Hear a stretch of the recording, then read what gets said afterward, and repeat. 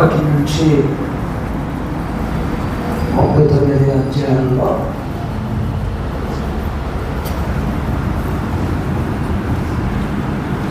మానవ పాపము, భక్తిహీనత,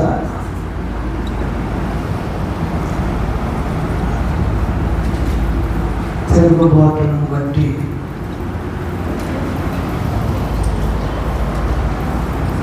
దేవుని న్యాయమైన తీర్పు.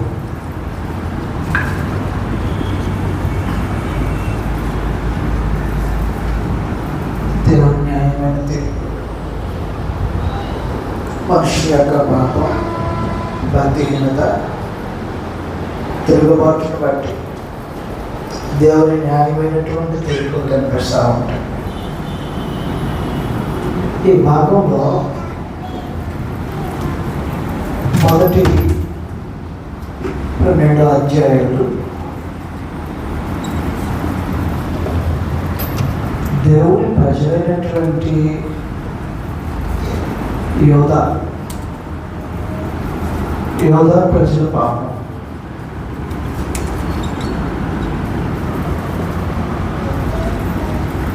వారికి వ్యతిరేకపడే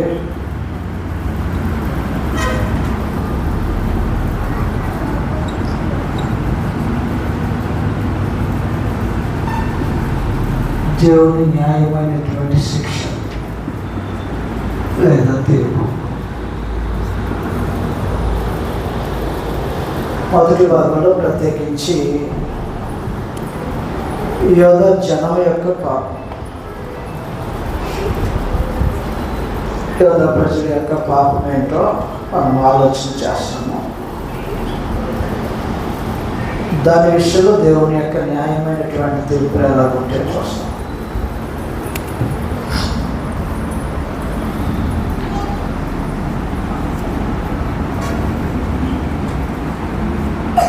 యోధా ప్రజలు పూర్తిగా చెడిపోయినటువంటి స్థితి మనకు కనిపిస్తుంటుంది. మొదటి అధ్యాయము మొదటి వచనంలో రాయబడినటువంటి సంగతులు చదువుతాం. యెషయా గ్రంథం మొదటి అధ్యాయం మొదటి వచనంలో ఉజ్జియా, యోతాము, ఆహాజు, హిజ్కియాను యోధా రాజుల దినములలో యోధాను గూర్చి, యెరూషలేమును గూర్చి ఆమోజు కుమారుడకు యెషయాకు కలిగిన దర్శనం. ఇందువల్ల యోధా రాజుల యొక్క దినాల్లో 4 రాజుల గురించి మాట్లాడాడు. అందులో ఉజ్జియా, అతని కుమారుడైనటువంటి యోతాము, ఆహాజు, హిజ్కియా. ఈ రాజుల కాలంలో యోధా, యెరూషలేము ప్రజల యొక్క స్థితిని గురించి మాట్లాడారు. వారు ఏం చేశారంటే తిరగబడ్డారంట దేవుని మీద. దానికోసము పరమ తండ్రి ఆకాశమును భూమిని పిలిచి వాటితో మాట్లాడుతున్నటువంటి సంగతులు కనిపిస్తూ ఉంటాయి. 2వ వచనంలాగా రాయబడి ఉంటుంది. యెహోవా మాట్లాడుచున్నాడు, ఆకాశము ఆలకించుము, భూమి చెవియొగ్గుము. ఎవరితో మాట్లాడుతున్నాడంటే ఆకాశము భూమితో. వీటితో మాట్లాడాల్సిన పరిస్థితికి వచ్చింది. వారి సాక్షులు ఒకటి. మనుషులతో మాట్లాడేటప్పుడు మనుషులు వినకపోతే దేవుడు ఆయా కాలంలో తను వారితో మాట్లాడటం ఆపేసి అక్కడ ఉన్నటువంటి పరిసరాలతో మాట్లాడటం మొదలుపెడతాడు. రాజుల మొదటి గ్రంథము 13వ అధ్యాయంలో యెరోబాము విగ్రహారాధన చేసేటువంటి మనుషుడిగా పాపం జరిగిస్తుంటే తండ్రి యెరోబాముతో మాట్లాడటం బదులు దైవజనుడు ఒకరిని పంపించి బలిపీఠంతో మాట్లాడటం మొదలుపెట్టాడు. రాజుల మొదటి గ్రంథము 13వ అధ్యాయము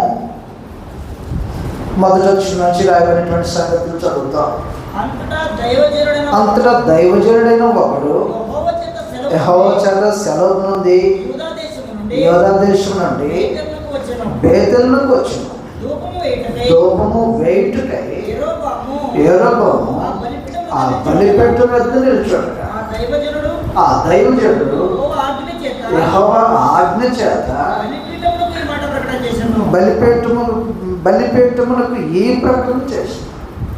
యెరొబాము కదా చేయాల్సిన ప్రకటన. బలిపీఠంతో ప్రకటన చేయడం అంటే మనుషులు చెప్పినా వినే పరిస్థితుల్లో లేకపోతే దేవుడు తన పంతంలో మనుషులకు బుద్ధి కలగటం కోసం చేస్తుంటాడు ఈ పని. కాబట్టి బలిపీఠమా ఒక రోజున పంతండి ఏ విధంగా మాట్లాడంటే ఆకాశమా భూమి. ఆకాశం ఆలకించాలని కోరుకున్నాడు, భూమి చెవియాలని కోరుకున్నాడు. రాజును చెవిగే పరిస్థితుల్లో లేరా? వినే పరిస్థితుల్లో లేరు. ఎవడైనా చెప్తే తిరస్కారము వారి మీద కోపగించుకునేటువంటి పరిస్థితులకు వచ్చేసి ధూపం వేయటం నీ పని కాదు. కాబట్టి మనుషుని యొక్క అవిధేయత ఏదైతే ఉంటుందో అది తెలియచేయబడినప్పుడు మనుషుడు తిరగబడ్డాడంటే తిరగబడటం అనేది సరైనది కాదు. దేవుని ఎవరైనా మనతో దేవుని సందేశాన్ని బట్టి మన లోపం ఎవరైనా చెప్తే ఆలోచించి ప్రవర్తన దిద్దుకోవటం అవసరం. ఒకవేళ మనకి ఏదైనా కోపం వస్తున్నది అనుకో, వచ్చే మైండ్ సెట్ పనిచేస్తుంది అన్నమాట. అవును కదా? ఎవరు లోపమైన ఎవరైనా తెలియజేసినప్పుడు సమర్థించి స్వీకరిస్తారు? ఎవరైనా మనుషుడు తన యొక్క అవిధేయతను అంగీకరిస్తాడా? సమర్థించుకునే ప్రయత్నం చేస్తాడు. కాబట్టి నీ తప్పిదం ఏదైతే ఉందో ఆ తప్పిదాన్ని తెలియజేసేటప్పుడు అవునా తప్పు చేశానా, దావీదులాంటి మనుషు కావాలి, వచ్చారంటే మనుషు వస్తున్నా. దావీదు పాపం చేసినప్పుడు దేవుడు ఏం చేశాడంటే నాతానుని పంపించి ఇదిగో దుష్కార్యం జరిగించబడింది అలాగిన నీ వలన ఒకడు చనిపోయాడు, ఆ చంపిన వాడు నీవే అని మాట్లాడితే నేను పాపం చేశానని ఒప్పుకున్నాడు. సమూయేలు 2:12 అధ్యాయం నేను పాపం చేశానని ఒప్పుకున్నాడు. మనుషుడు పాపం చేస్తే ఆ పాపాన్ని ఒప్పుకునేటువంటి మనుషు ఉండాలి. అది మన మానవ మాత్రులకి సాధ్యంగా అనిపించదు. కానీ ఈ పాపం ఒప్పుకుంటే కనీసం క్షమాపణ దొరుకుతుంది. లేదంటావా ఆయన ఒప్పించే పని చేయబోతాడు, అంతటి పరిస్థితికి దిగజారుకోకుండా చూసుకోవటం అనేది అవసరం అన్నమాట. అందువల్ల ఉజ్జయంతో తను తెలియజేసేటువంటి మాట, ఇది ద్రోహం, చేయకూడదు పని చేస్తున్నావు, ధూపం వేయకూడదు నువ్వు. కోపం వచ్చిందంట.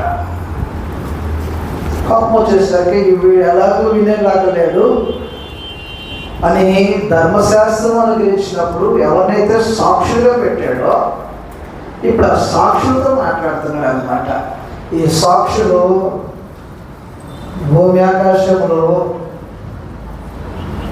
ఉన్నంత వరకు ఉండేటువంటి సాక్షులు. మోషేని సాక్షిగా పెట్టుకోవాలి దేవుడు, మోషేని సాక్షిగా పెట్టుకోవాలి. కారణం ఏమంటే తన భూమి ఆకాశం ఉన్నంతకాలం ఉండేవాడు కాదన్నమాట. భూమిని ఆకాశాన్ని సాక్షులుగా పెట్టుకొని వారితో నిర్బంధం చేశాడు. కాబట్టి ఇప్పుడు ఆ సాక్షులు పిలిచాడు అనమాట. రండి, ఆ ప్రజలకు నేనేం చేశానో చూడండి. ఏం చేశాడు? మొదటి అధ్యాయంలో మనం చదువుతున్నటువంటి సంగతులు ఈ విధంగా కనబడుతున్నాయి. ఆకాశమా ఆలకించుము, భూమి చెవియొగ్గుము, నేను పిల్లలను పెంచి గొప్పవాడినిగా చేశాను. అవును కదా? 16 ఏళ్ల వయసు ఉన్నటువంటి ఉద్యోగం తీసుకొని దగ్గరగా 52 సంవత్సరాలు పరిపాలన జరిగించడం కోసం దేవుడు భాగ్యాన్ని ప్రసాదిస్తే ఇంతకాలం ఎవరు ఏర్పాటు చేస్తారు? భూరాజులు ఎలాంటి ఇంతకాలం ఏర్పాటు చేసే వాళ్ళు ఉన్నారా? 5 సంవత్సరాలు అయిపోగానే తీవ్రమైనటువంటి వ్యతిరేకత మళ్ళీ వస్తుందో రాదో తెలియనటువంటి గ్యారెంటీ లేనటువంటి పరిస్థితి. ఇంతకాలము కనికరించి పరమ తండ్రి రాజ్యాన్ని అతని చేతికి అప్పగించేస్తే పొందినవాడు విధేయత చూపించి విశ్వాసమును భక్తిని కాపాడుకోవాల్సిన వాడు అయ్యి ఉండగా తిరుగుబాటుతో దేవుడు సహించాక ఇశ్రాయేలులో రాజ్యమే ఏర్పడినప్పుడు మోషేతో ఒకరోజు ఎలాగంటాడు, ఈ జనులు నిత్యము తిరుగుబాటు చేసే జనులు, ఒక్క క్షణము తప్పుకుంటే మొత్తాన్ని స్మాష్ చేసి మరలా నీ చేత నీ సంతానాన్ని గొప్ప చేస్తానంటాడు. కాబట్టి తిరుగుబాటుతనం మీద దేవుని యొక్క తీర్పులు న్యాయమైనవే మొదటి నుంచి. ఉద్యోగం తిరుగుబాటు చేశాడంట. ఈ తిరుగుబాటు చేసే కాలంలో ఆయన వాపోతున్నాడు. ఎలాగైనా నేను పిల్లలను పెంచా, గొప్పవాళ్ళు చేశా, దానికి రివార్డ్ ఏంటంటే నా మీద తిరుగుబాటు చేయడం. అందువల్ల బిడ్డలుగా మీరుంటే జాగ్రత్తగా ఆలోచించండి. నేను కనీ పెంచేటువంటి తల్లిదండ్రులు ఒక రోజు నువ్వు విధేయత చూపించకపోతే దేవుడి దృష్టికి అలాగనే కనబడుతున్నాడు, తల్లిదండ్రుల యొక్క దృష్టికి పిల్లలు అలాగనే కనబడతారు తిరుగుబాటు చేస్తున్నట్టుగా. కాబట్టి తిరుగుబాటు చేసాడంట. తిరుగుబాటు చేసిన తర్వాత దాన్ని ఎలాగనో పోల్చి మాట్లాడాడంటే కామన్ సెన్స్ లేకుండా వెళ్ళినారు. ఎద్దు తన యజమానుడు ఎవరో తెలుస్తుంటే, గాడిదకి తన మాస్టర్ ఎవరో తెలుస్తుంటే, నా జనాంగానికి ఏంటి నేనేంటో తెలియట్లేదు. జంతువుల కంటే అధికమైనటువంటి జ్ఞానాన్ని మనుషులకు ప్రసాదించాడు కదా దేవుడు. యెషయా గ్రంథం 1వ అధ్యాయంలో 3వ వచనంలో రాయబడినటువంటి సంగతులు ఈ విధంగా ఉంటాయి. యెషయా గ్రంథము 1వ అధ్యాయం 3వ వచనంలో, ఎద్దు తన కామందును ఎరుగును, గాడిద సొంతమని దొడ్డి తెలుసుకో. ఎంత టైం పడుతుంది? ఏదైనా ఒక ఎద్దును మార్కెట్లో కొన్నాం అనుకున్నాం, గాడిదను మార్కెట్లో కొన్నాం అనుకున్నాం, ఎంత టైం పట్టింది? నా దొడ్డిది, నేను ఎక్కడికే వెళ్ళాలి, నా యజమానుడేనా, నా యజమానుడిని అనుసరించి నడుచుకుంటూ పోవాలి. ప్రాక్టికల్గా ఒక పశువుకి ఎంత టైం పట్టింది ఇతరు నా యజమానుడే తెలుసుకోవాలి? ఒక 15 సంవత్సరాలు పట్టిందా? 15 సంవత్సరాలు పట్టిందా? 52 సంవత్సరాలు కూడా రాలేదా తెలియదు? ఒక 10 సంవత్సరాలు పట్టిందా? ఒక ఎద్దుకి తన యజమానుడు ఎవరో, దొడ్డు ఎక్కడ ఉండేదో ఒక్క రాత్రి కనిపెట్టడం. ఏదైనా పశువులు తీసుకుని వెళ్ళండి, కరెక్ట్గా దానికి 1-2 రోజుల్లో దానికి కావాల్సిన వాటిని సమకూర్చండి, వదిలేయండి, బయట వెళ్ళిపోతా వచ్చేసిద్దా, తిరిగి కరెక్ట్గా తన యజమానుడికి ఇంటికి వచ్చేస్తుంది కదా నేరుగా. తన యజమానుడికి లోబడి ఉంటుంది కదా. ఈ మనుషులకే 52 సంవత్సరాలు పరిపాలన చేయడానికి అప్పగిస్తే తనకు అధికారాన్ని అనుగ్రహించిన వాడు ఎవరో తెలియనటువంటి ప్రజల అవిధేయత, తిరుగుబాటుతనము, భయం లేనటువంటి ప్రవర్తన దేవుని ప్రజలైనటువంటి వారిలో మొదటి నుంచి కనబడుతూనే ఉంది. మలాకి గ్రంథం 1వ అధ్యాయంలో, నేను మీకు తండ్రినైతే లేదా నేను మీకు యజమానునైతే భయపడేవాడు లేడేంటి, తిరగబడుతున్నారేంటి? మలాకి గ్రంథం 1వ అధ్యాయము 6వ వచనంలో రాయబడినటువంటి సంగతులు ఈ విధంగా ఉన్నాయి. కుమారుడు తన తండ్రిని గణపరచును కదా, దాసుడు తన యజమానుని గణపరచును కదా. నా నామమును నిర్లక్ష్య పెట్టు యాజకులారా, నేను తండ్రినైతే. అందువలన యాజకుని ఉద్దేశించి మాట్లాడుతున్నాడు. యోధ జనంలో రాజరికాలు చేసేటువంటి రాజుల గురించి మాట్లాడుతున్నాడు. అటు యాజకులైనా రాజులైనా దేవుని యజమానుడిగా చూడవలసిన వారు ఉంటే వారు తిరుగుబాటుతనాన్ని వెల్లడి చేసినటువంటి పరిస్థితుల్లో నిజంగా ఒక తండ్రి ఆయన మనసు ఎంత గాయపరచబడి ఉంటుందో, దిక్కులేని పరిస్థితిలో ఉన్నటువంటి జనం, ఇశ్రాయేలు జనం శరణాగతులు వేడుకుంటుంటే, ఎవడు దిక్కుని వేడుకుంటుంటే పరమ తండ్రి కనికరించి మోషే అహరోనును పంపించాడు. దాస్యపు ఇంట్లో నుంచి విమోచించడం కోసం పంపించాడు. ఐగుప్తుకి కఠినమైనటువంటి తీర్పులు తీసుకొచ్చాడు. ఆయన మీకు తండ్రిని రా, మీ నిబంధన బట్టి మీరు నాకు పిల్లలై ఉంటారు, కావలసిన వాటిని సమకూర్చాడు. కనాను దేశాన్ని వారికి అనుగ్రహించాడు దేవుడు. వారు అడగల, మేము ఉండబోయే దేశం ఎలాగుండాలా, మాకు సౌకర్యాలు ఎలాగుండాలా, మా ప్రాంతం ఎలాగుండాలా, వాళ్ళు అడగక ముడిపోయారు. అద్భుతమైనటువంటి భూభాగాన్ని తీసుకెళ్ళి దేశంలో ఆభరణమైనటువంటి కనాను దేశంలో వారిని ఉంచి వారిని కావలి కాస్తుంటే ఒక రోజున మనసు మదించి పోయినటువంటి జనం. ఇలాంటి పరిస్థితుల్లో పరమ తండ్రి మాట్లాడుతున్నారు అనమాట. నా మీద మీరు తిరుగుబాటు చేశారు, పశువులకు ఉన్నటువంటి జ్ఞానం కూడా లేకుండా పోయింది కదా. ఎలా ఉన్నారు ప్రజలు? యెషయా గ్రంథం 1వ అధ్యాయంలో ఆ ప్రజల యొక్క స్థితి గురించి మాట్లాడుతుంటాడు. 4వ వచనంలో, ఇశ్రాయేలుకు తెలియలేదు, నా జనులు యోచించరు, పాపిష్టి జనమా, దోషభరితమైన ప్రజలారా, దుష్ట సంతానమా, చెరుచే పిల్లల. వల్ల దేవుడు విసిగిపోయి వారి మీద తన తీర్పులు ఎలాగొన్నట్టే ప్రకటించుకోతున్నాడు అన్నమాట. ఎంతటి దయనీయమైనటువంటి పరిస్థితుల్లో యోధా జనాంగం ఉంటే వాస్తవంగా సొదొమ పట్టణంలాగా ఉందంటే ఇది దేవుని ఉగ్రత నిలబడేటువంటి స్థలం సొదొమ పట్టణం. అధిపతులు కానీ ప్రజలు కానీ ఒక రోజున రహస్యంగా జరిగించే పాపాలు జరిగేవి.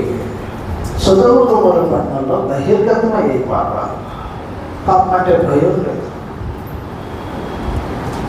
ఎవరు తోచినట్టు వాడు బ్రతకటం అనేది సొదొమ గొమొర్రా పట్టణంలో జరుగుతుంటుంది.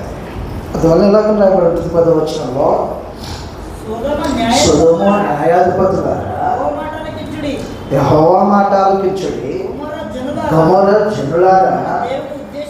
అందువల్ల ఎలాగని మారిపోయినటువంటి జనము సొదొమ గొమొర్రా లాంటి మించిపోయినటువంటి పాపం ఇశ్రాయేలు ప్రజలు జరుగుతుంది. పాపం ఆగట్లేదు, దేవుని యొక్క కార్యములు ఆగట్లేదు. పాపం జరిగించుకుంటూ దేవుని సన్ముఖానికి వస్తున్నారంట. పాపం మానేసి కదా దేవుని సన్ముఖానికి రావాల్సింది ఎవరైనా. కానీ ఇశ్రాయేలు ప్రజలు యోధా జనాంగము, ప్రత్యేకించి యెరూషలేము పట్టణంలో ఉన్నటువంటి జనాంగాన్ని గురించి మీ పాపము ఆగట్లేదు, ఇటువైపున ధర్మశాస్త్రానికి సంబంధించినటువంటి కార్యములు ఆగట్లేదు. ఒకరోజు భక్తుడు ఏం కోరుకున్నాడంటే, మీరు ఏ స్థలంలో ఉన్నా నేను ఏర్పరచుకున్నటువంటి స్థలానికి రావాలి, రాకపోతే శిక్షిస్తానని కోరుకున్నాడు. మీరు ఎవడైనా నేను ఏర్పాటు చేసే స్థలానికి రాకపోతే మనం శిక్షిస్తా. కానీ ఈ రోజు ఎలాంటి పరిస్థితుల్లో నిలబడిందంటే ఆ జనం, ఎందుకు వచ్చారు మీరు? మిమ్మల్ని రమ్మన్న కూడా ఎవరు? ఎందుకు వచ్చారు? రాకపోతే శిక్షించేవాడు, వస్తే వారితో కఠినంగా వ్యవహరించడం మొదలుపెట్టాడు. ఈ పరిస్థితుల్లో వారు బరువులు తీసుకొచ్చి దహన బలులుగా వారు అర్పిస్తున్నటువంటి సమయంలో దేవుని యొక్క ఆలోచన ఇలాగనే వెల్లడి చేయబడుతూ ఉంటాయి. యెషయా గ్రంథం 1:11 రాయబడినటువంటి సంగతులు ఇవి. యెహోవా సెలవిచ్చిన మాట ఇదే, విస్తారమైన మీ బలులు నాగాల దహన బలులను, పొట్టేళ్లను, బాగుగా వేసిన దూడల క్రొవ్వును, నాకు లెక్కసున్నాయను వల్ల బరువులు తీసుకొస్తారంట. జీవితం మానుకోకుండా జీవితంలో మార్పు లేనటువంటి బరువులు అవి స్వీకరించబడే కావు. విశ్రాంతి దినాలు ఆచరిస్తున్నాయి, బరువులు ఆచరించబడతాయి, నియామక కాలాలు ఆచరించబడతాయి. దేవుని సమీపించాలి అనేటువంటి భావంతో నిత్యం వారు వస్తున్నారు, కానీ వచ్చే వాళ్ళలో మార్పు లేకపోతే ఈ బరువు స్వీకరించబడడం, ఈ బరువు స్వీకరించబడడం. వాళ్ళతో ఆలోచించే మీరు అర్పించేటువంటి బరువులు మార్పు చెందిన జీవితాలతో కూడినవా, లేదంటే శరీరాలు అర్పించినట్టుగా బలి అర్పణ మాత్రమే చూసుకొని జీవితాన్ని వదిలేసినటువంటి జనం అయితే ఒక రోజున దేవుడు మీ మీద తీర్పులు వెల్లడించిపోతాడు. జాగ్రత్త. జీవితం లేనటువంటి ఆత్మలో వ్యర్థం. ఇది ఇశ్రాయేలు జనాంగానికి నేర్పించాడు. విస్తారమైనటువంటి బరువులు తీసుకొస్తాడు జీవితం లేనటువంటి ఆత్మ. కాబట్టి మీ ఆత్మ వద్దు, నేను కోరుకుని మిమ్మల్ని మొదట. ఎలాగో దేవుడు తన సందేశాన్ని వివరించుకుంటూ వచ్చేసిన తర్వాత ఆఖరిగా వారికి అవకాశం కల్పించబడుతున్నాడు. సమ్మతించి నా మాట వింటే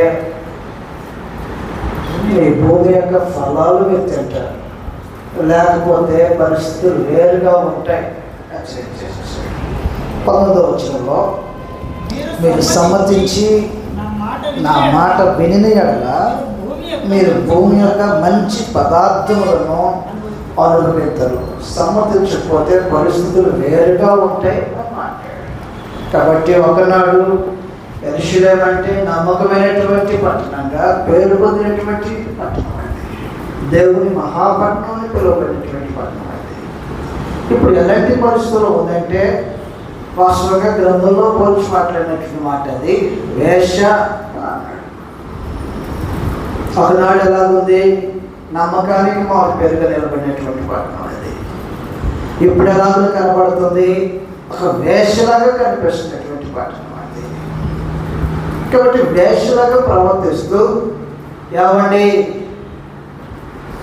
అని అంటే ఏం తింటారండి అని అడిగితే భర్త చెప్తాడు, మరి అది వండుకొని రామ్మా, ఇక్కడ తీసుకురామ్మా అని చెప్తాడు. ఇక ఊరుకుంటాడా భర్త? నోరు తెరిస్తే అంటాడు కదా భర్త. తొమ్మిది గ్రంథాలు ఎలాగో భయపడి ఉంటుంది. 1:21 వచనంలో అయ్యో నమ్మకమైన నగరము వేశ్యాయనే, అది న్యాయముతో నిండి ఉండను. ఇది ఒకప్పుడు నీతి దానిలో నివసించిన ఒకప్పుడు. ఇప్పుడైతే కాబట్టి మారిపోయిన పరిస్థితి. ఒకనాడు నమ్మకంగా బ్రతికినటువంటి ఇశ్రాయేలు జనాంగం ఇప్పుడు వేశ్యలాగా ప్రవర్తిస్తుంటే ప్రభు తండ్రి దాన్ని చూసి సహించలేనటువంటి పరిస్థితి. మీ మీదకి తీర్పు రాబోతుంది, ఇక వెయిట్ చేసేది లేదు. 24వ వచనంలో 24వ వచనంలో రాయబడి ఉంటారు, కావున ప్రభువును ఇశ్రాయేలు యొక్క బలిష్ఠుడును సైన్యములకు అధిపతి యెహోవా ఎలాగనుకుంటున్నాడు, ఆహా మీ శత్రువుల గురించి, నా శత్రువుల గురించి నేను ఎక్కనూ ఆయాసపడను, నా విరోధుల మీద నేను పగ తీర్చుకోను. కాబట్టి ఎవరు శత్రువులుగా మార్చబడ్డారు? ఇశ్రాయేలు జనాంగము దేవునికి శత్రువులుగా మార్చుకునేటువంటి పరిస్థితుల్లో ఇక ఆయాసపడేది లేదు, శిక్షిద్దామా వద్దనేటువంటి ఆలోచన లేదు. నమ్మకాన్ని కోల్పోయి వేషలాగా మారిపోయినటువంటి పరిస్థితుల్లో పచ్చని మస్తకి వృక్షముల మీద, ఉన్నత స్థలాల మీద విగ్రహారాధన జరిగేసినటువంటి పరిస్థితిలో శిక్షించడం క్లారిటీ జరగబోతుంది అనేటువంటి సందేశాన్ని వినిపించేసిన తర్వాత చెడిపోయినటువంటి యెరూషలేము గురించి మాట్లాడి ఆత్మ సంబంధమైనటువంటి సియోను గురించి మాట్లాడుతున్నాడు అతని మొదటి తర్వాత భాగంలో. ఈ సియోను ఏమైపోయింది? భూ సంబంధమైనటువంటి సియోను యొక్క పరిస్థితి, దాని వైభోగము అంతయు కూడా పోగొట్టబడుతుందని. అయితే ఆత్మ సంబంధమైనటువంటి సియోను యొక్క ఉన్నత స్థితి అది ఊహకందనటువంటి అద్భుతంగా ఉంటుందని చెప్తున్నటువంటి భాగంగా 2వ అధ్యాయంలో మనకు కనిపిస్తూ ఉంటుంటుంది. 2వ అధ్యాయంలో మెస్సియా యొక్క రాజ్యము అనగా క్రీస్తు యొక్క సంఘ యొక్క ఔరాజ్యము మొదటి భాగంలో చర్చించాడు. భూ సంబంధమైనటువంటి సియోను చెడిపోయి తీర్పులకు పాలైతే, ఆత్మ సంబంధమైనటువంటి సియోను అది ఉన్నత శిఖరాగ్రానికి ఎత్తబడుతుంది. క్రీస్తు సంఘం. యెషయా గ్రంథం 2వ అధ్యాయము 2వ వచనంలో రాయబడినటువంటి సంగతులు ఈ విధంగా ఉంటాయి. అంత్య దినములలో పర్వతముల పైన యెహోవా మందిర పర్వతం అది దాని స్థాయి, అది అంత్య దినాల్లో, అది అంత్య దినాల్లో జరుగుతుందంట. అంత్య దినాలు అంటే లాస్ట్ డేస్ కాదు. అంత్య దినాలు అనే పదప్రయోగము సందర్భాన్ని బట్టి, పరిస్థితిని బట్టి మార్చబడుతూ ఉంటుంది. అంత్యదినాలు అంటే ఆఖరి రోజులు అనే మాట వాస్తవమే. అయితే భూలోకము ఆకాశంలోకి ఆఖరి దినాలు అనే మాట వాస్తవం కాదు. ఆఖరి దినములు, అంత్యదినాలు అంటే ఒక రాజ్యానికి ఉంటాయి, ఒక రాజ్యపు ముగింపు దినాలు ఉంటాయి, ఒక చట్టం యొక్క ముగింపు దినం ఉంటుంది. ఈ చట్టం యొక్క ముగింపు దినాల గురించి మాట్లాడుతున్నాడు ఇక్కడ. ధర్మశాస్త్రం యొక్క ముగింపు గురించి మాట్లాడుతున్నాడు. ధర్మశాస్త్రం ముగించబడతా ఉన్నప్పుడు, ముగింపుకు వచ్చినప్పుడు, ముగిసిపోయినప్పుడు ఏమి జరుగుతుంది? యెహోవా మందిర పర్వతం మీద, యెహోవా మందిర పర్వతము పర్వత శిఖరాలను స్థిరపరచబడి కొండల కంటే ఎత్తుగా ఎత్తబడును. అందువల్ల ప్రవచనపు భాషలో ఉన్నటువంటి భాషార్థం అవ్వాలా.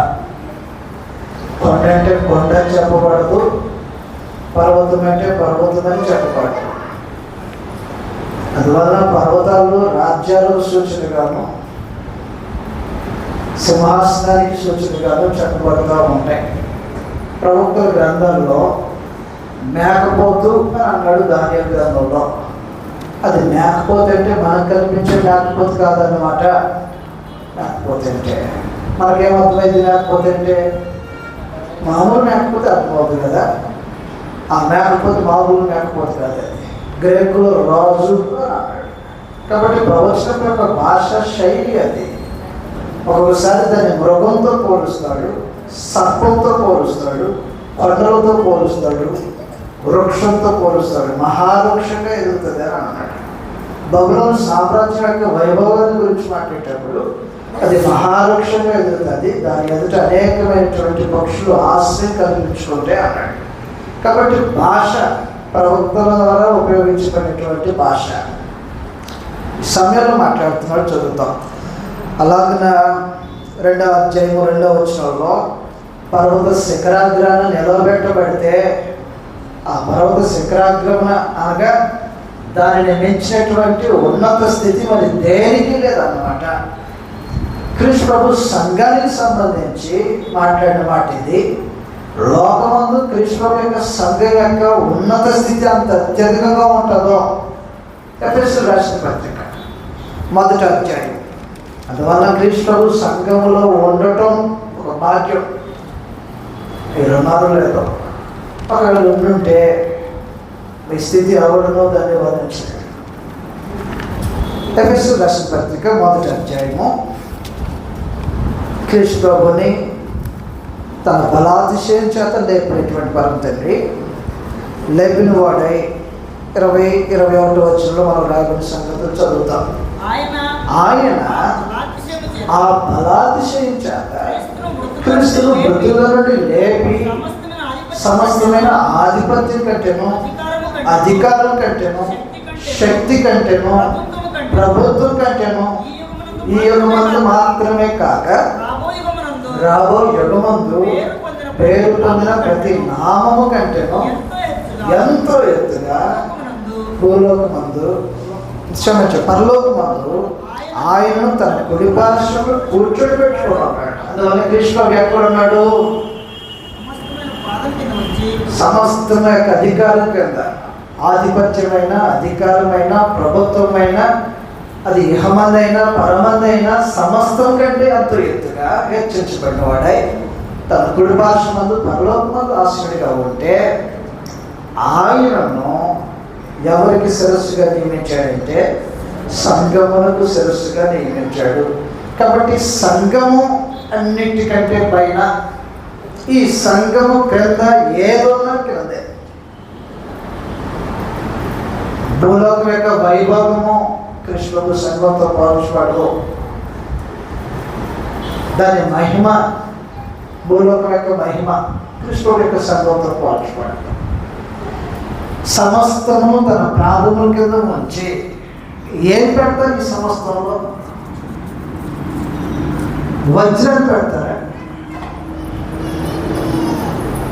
వజ్రాలు పెడతారా? సమస్తం అనే పద్ధతి కింద మనం ఆలోచన చేయబోతాం 22వ వచనంలో. మరియు సమస్తమును ఆయన ప్రాధముల కింద ఉంచి సమస్తము పైన ఆయన సంఘములకు శిరస్సుగా నియమించను. అందువల్ల భూలోకమందు వెలకలిగినటువంటి దేనినైనా ఆధిపత్యాన్ని పెడతారో, ఆధిపత్యాన్ని పెట్టినా దానిని మించింది క్రీస్తు సంఘం. అధికారాన్ని మించింది క్రీస్తు సంఘం. ప్రభుత్వాన్ని మించింది క్రీస్తు సంఘం. లోకంలో విలువైనటువంటి వస్తువులను మెచ్చి ఉంటుంది క్రీస్తు సంఘం. కాబట్టి పర్వత శిఖరాగ్రాన ఎలా పెట్టేసేసాడు? యెషయా గ్రంథం 2వ అధ్యాయంలో భవిష్యత్తులో మెస్సియా ద్వారా తీర్చబడబోతున్నటువంటి ఆత్మసంపన్నమైన సియోను, క్రీస్తు యొక్క సంఘము, దాని ఔన్నత్య స్థితిని గురించి మాట్లాడుతుంటాడు మొదటి భాగంలో. ఈ భాగంలో మాట్లాడుతూ అన్యజనులు ప్రవాహం వల్లే వస్తారు. భూ సంబంధమైనటువంటి సియోనులో అన్యజనులకు అనుమతి లేదు, రానివాడు. ఎవడన్నా తప్పిదాన్ని వచ్చినట్టుగా అనుమానం కలిగిన అపవిత్రపరచబడింది. ఒకరోజు పౌలు మీద అభియోగం అదే. ఎవరిని పట్టుకుని వచ్చాడు, దేవాలయంలో తీసుకెళ్ళిపోయాడు. అయ్యో మా దేవుని యొక్క ప్రతిష్ఠిత, మా దేవాలయం యొక్క వైభోగం, దాని మహిమ ఒక్కసారిగా కల్మషం చేయబడింది. కొట్టడానికి లేచారన్నమాట. ఎవరు తీసుకుని వచ్చారు దేవాలయంలోకి? ఎవరంటే వాడు రావచ్చారు దేవాలయంలోకి. యోధులైనటువంటి వాడు మాత్రమే లోపల ప్రవేశించాలని, యాజకులు మాత్రమే దేవుని యాజకత్వ ధర్మం జరిగించాలనేటువంటి ఒక హద్దులతో కూడుకున్నటువంటిది ఆనాడు ఉన్నటువంటి సియోన్ అయితే, ఈ సియోనులోనికి అన్యజనులకు ప్రవేశం అనేది జరిగింది కృష్ణ ద్వారా. కాబట్టి అన్యజనుల ప్రవేశం ఉంది అని మాట్లాడుతున్నాడంటే ఇది భూ సంబంధమైనటువంటి సియోను కాదు. ఈ రాజ్యంలో ఉన్నటువంటి ప్రజలు ప్రవాహం ద్వారా లోపల ప్రవేశించిన వారి యొక్క పరిస్థితి ఎలా ఉంటుందంటే, ఉద్యోగాలు తిరగబడరు. అయినా నువ్వు తప్పు చేస్తున్నావు, యాజకత్వం నీది కాదు అంటే ఉద్యోగాలు తిరగబడ్డంట. ఉద్యోగం ఏం చేశాడు? తిరగబడి దూపమేయటం నీ పని కాదనగానే బహు రౌద్రుడై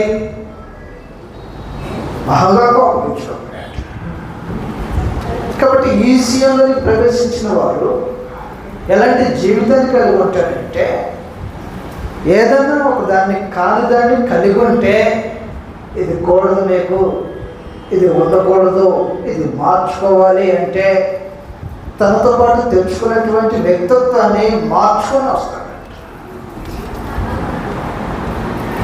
దాని గురించి మాట్లాడాడు. ఖడ్గమును నాగటి కప్పులుగా మార్చుకొని వస్తారు ఆ జనం.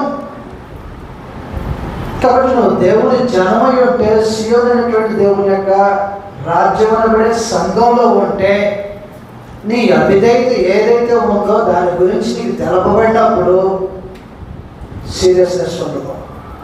వెంటనే దాన్ని మార్చుకోవాలనేటువంటి ప్రయత్నం జరుగుతుంది. ఈ సంగతిలో చదువుతూ 4వ వచనంలో, 2వ అధ్యాయం 4వ వచనంలో, ఆయన మధ్యవర్తి అయి అన్ని జనులకు న్యాయం తీర్చును, అనేక జనములకు తీర్పు తీర్చును. వారు తమ ఖడ్గములను నాగటి నక్కులుగాను తమ ఈటలను మచ్చుకొత్తులుగాను సాగుగొట్టుతారు. కాబట్టి ఎవడో పట్టుకొని వచ్చాడంటే ఇది పనిచేయదు అన్నాడు. మొహమాట పడ్డా అవిధేయత చూపించిన. అవునా, ఇది పనిచేయదా? పనిచేసేది ఏంటి? ఇదైతే పనిచేస్తాడు, దాన్ని తీసుకున్నాడు. అలాగే తన జీవితాల్లో ఉన్నటువంటి అవిధేయతను దిద్దుబాటు చేసుకునేవాడిగా ఉంటాడు క్రీస్తు యొక్క సంఘంలో ఉంటే. కొంతమంది ఉంటారు అదే సంఘంలో, అదే రాజ్యంలో దిద్దుబాటు చేసుకోవడం బదులు ఆటంకపరచడం అనేది ఎక్కువ. అయితే జాగ్రత్తగా గుర్తుపెట్టుకో, నువ్వు దిద్దుబాటును ప్రేమించుకున్న ఆటంకంగా మారితే ఒకరోజు నేరే అవుతాడు. మత్తయి సువార్త 13వ అధ్యాయంలో, మత్తయి సువార్త 13వ అధ్యాయంలో, అప్పటి వరకు నేను యారుడు ఎవడు, ఇక్కడ ఉన్నటువంటి వారు యారుడు, ఇంకెవడు యారుడు, కానీ ఒకనాడు వేరేసే పని మాత్రం జరిగింది. జాగ్రత్త. అందువల్ల క్రీస్తు ప్రభు సంఘంలో ఉన్నావా, ఆ ప్రభు సంఘ క్షేమాభివృద్ధి కోసం పెంచి ఆటంకపరచటము, సంఘ క్షేమాభివృద్ధి మన వలన నాశనమయ్యేలాగా ప్రవర్తిస్తే ఒక రోజున వేరు వేతకు పనులు మొదలు పెడతాడు ప్రభు అయిన యేసు. 13వ అధ్యాయము 41వ వచనంలో ఇలాగ రాయబడి ఉంటుంది. మత్తయి సువార్త 13:41లో, మనుష్య కుమారుడు తన దూతలను పంపను, వారైన రాజ్యముల నుండి ఆటంకములకు సకలమైన వాటిని దుర్నీతి పరులను సమకూర్చి. ఎక్కడి నుంచి సమకూర్చేది? రాజ్యానికి బయట ఉన్నటువంటి వారిన, రాజ్యంలో ఉన్నటువంటి వారిని సమకూర్చి. అంటే రాజ్యంలో కూడా ఆటంక పరులు ఉంటారా? ఎప్పటి వరకు ఉంటారంటే ఆయన వచ్చేంత వరకు ఉంటాడు. తీయడు, ఉంచుతాడు, మార్చుకుంటాడేమో, దిద్దుకుంటాడేమో, ఏదో ఒక రోజుకి గ్రహింపు వస్తుందేమో. ఉంచి ఉంచి ఉంచి నువ్వు ఎన్నటికీ మారకపోతే ఒక రోజున ఏరివేత మొదలు పెడతాడు. అందువల్ల క్రీస్తు యొక్క సంఘం యొక్క స్వభావం ఎలా ఉంటుంది? దిద్దుబాటును ప్రేమిస్తాడు, భక్తి పరులుగా బ్రతుకుతాడు. భక్తిహీనుడు దిద్దుబాటును ఆశ్రయించుకుంటాడు కదా. ఆ సంగతులు మాట్లాడేసిన తర్వాత యోధ వారి యొక్క పాపాన్ని గురించినటువంటి వివరణ గురించి మాట్లాడతాడు. యోధ ఎలాగూ చెడిపోయింది, తన ప్రజలు ఎలాగూ చెడిపోయారంటే అన్య ఆచారాలతో నింపబడి చెడిపోయారు. అన్య ఆచారాలతో 6వ వచనంలో రాయబడి ఉంటుంది, 2వ అధ్యాయం 6వ వచనంలో. కాబట్టి ఈ విషయాన్ని ఎలాగో మార్చేస్తున్నాడు? ఒక విషయాన్ని గురించి మాట్లాడుకుంటూ వచ్చేసి దాన్ని జంప్ చేసి ఇంకొక విషయానికి తీసుకెళ్ళి మళ్ళీ ఇంకో జంపింగ్లో ఇంకొక విషయం తీసుకొస్తున్నాడు. కాబట్టి యెషయా గ్రంథం యొక్క వివరణ అటు తిప్పి ఇటు తిప్పి అటు తీసుకొస్తూ ఉంటుంటాడు. జాగ్రత్తగా గమనించాలి. 2వ అధ్యాయం 6వ వచనంలో, యాకోబు వంశము ఈ జనము తూర్పున నుండిన జనుల సాంప్రదాయాలతో నిండుకొని ఉంది. అందువల్ల వారిని విమోచించిన దినాన్నే పరమ తండ్రి ఏమని తెలియచేసాడంటే, మీరు వదిలొస్తున్నటువంటి ఐగుప్తు యొక్క ఆచారాలు వద్దు, వెళ్ళబోతున్నటువంటి కనాను యొక్క ఆచారాలు వద్దు. మేము ఎలాగో బ్రతకాలా? మీరు నేను చెప్పినట్టుగా బ్రతకాలా? సుమారు 400 ఏళ్ళు ఉన్నటువంటి ప్రాంతం అది కనాను దేశము. ఆ దేశంలో 400 ఏళ్ళు ఉంటే అలవాట్లు తేలికగా అభ్యసాలు. 2 రోజుల క్రితము బిడ్డలకి స్కూల్ బుక్స్ కొనాలని వెళ్తే ఆ బుక్స్ అనేటువంటి సేల్స్ మ్యాన్ అంటున్నాడు, ఏమండి మా పిల్లలు సింగపూర్లో ఉంటారండి. కోడలు డెలివరీ టైం అని చెప్పేసి వెనక్కి తీసుకొచ్చాము. సరే పెద్దవాళ్ళు ఎలాగో సుమారు సంవత్సరం దగ్గర ఇక్కడే ఉంటారు కాబట్టి నారాయణ అనేటువంటి స్కూల్లో పంపించామండి. మావాడు ఇంగ్లీష్ మాట్లాడతాడు, తెలుగు రాదు. కాబట్టి ఆ చదివేది వాళ్ళందరూ కొద్దిగా కొనసాగుతుంది అనేటువంటి ఆలోచనతో ఇంటి దగ్గర ఉంటే పూర్తిగా మర్చిపోతారని నారాయణ అనేటువంటి స్కూల్ పంపించాడు. ఈ పిల్లాడు ఒక్కడే ఇంగ్లీష్ మాట్లాడుతూ ఉంటాడంటే తెలుగు రాదంటారు. చుట్టూ పిల్లలందరూ వచ్చి ఆయన దగ్గర కూర్చోండి. టీచర్లు కూడా అక్కడ కూర్చోండి 4 మాటలు వస్తాయి అంటే వచ్చిన పిల్లలకి ఇంగ్లీష్ రాదు, ఆయనకు తెలుగు రాదు. ఇప్పుడు ఎవరిని మారాలి? తెలుగు ఇంగ్లీష్కైనా మారాలి, లేకపోతే ఇంగ్లీష్ తెలుగుకైనా మారాలి.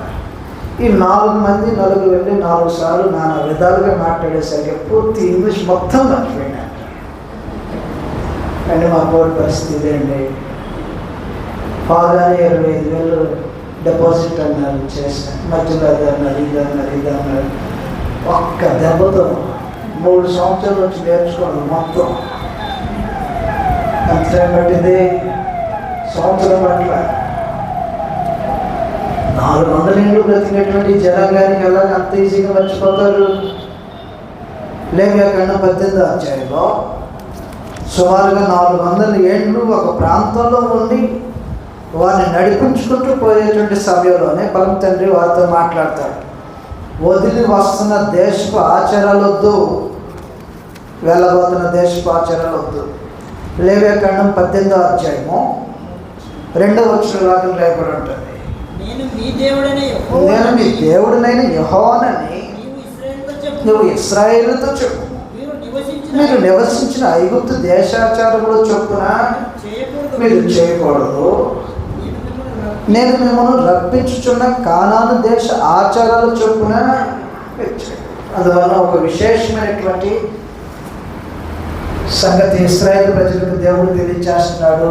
ఏమని తెలియచేస్తున్నాడంటే 400 ఏళ్ళలో ఉండి వదిలొస్తున్నటువంటి ఆ దేశం నీకు ఎన్నో నేర్పించింది, ఎన్నో ఆచారాలు నేర్పించింది, ఎన్నో వైవిధ్యమైనటువంటి పనులు నేర్పించింది. కాబట్టి ఈ దేశంలో మీరు ఏదైతే చూశారో, ఆ దేశ ప్రజలతో కలిసిపోయారో, ఆ దేశ ప్రజల యొక్క ఆచారాలు మీకు వద్దు. అయితే మీరు ప్రవేశిస్తున్నటువంటి కనాను దేశము ఐగుప్తు దేశం కంటే మించింది అన్ని ఆచారాల్లో. దీనికి ఉన్నటువంటి చెడ్డ అలవాటు ఏంటంటే అవసరమైతే తన బిడ్డను కూడా అగ్నిగుండంలో పడేస్తుంది. తన బిడ్డలను అనగా వారి కుమారులను కాల్చేసేటువంటి దుశ్శాచారం ఒకటి ఉంది. కాబట్టి ఎన్నో ఆచారాలు ఉన్నాయి ఈ కనాన్ దేశంలో. ఈ ఆచారాల ప్రకారంగా వద్దు. మరి మేము ఎలాగో బ్రతకాలా? నేను చెప్పినట్టుగా బ్రతకండి. ప్రత్యేకించబడినటువంటి జనమే, ప్రత్యేకించబడినటువంటి జనం ప్రత్యేకంగా బ్రతకాలని కోరుకున్నాడు దేవుడు. అయితే ఈ ప్రత్యేకతను ఎంతో కాలం కాపాడుకోవటంలో ఇశ్రాయేలు ప్రజలు విఫలమైపోయారు. అన్యాచారాలతో నిలిచిపోయారు. దేవుడు ఏదైతే వద్దనుకున్నాడో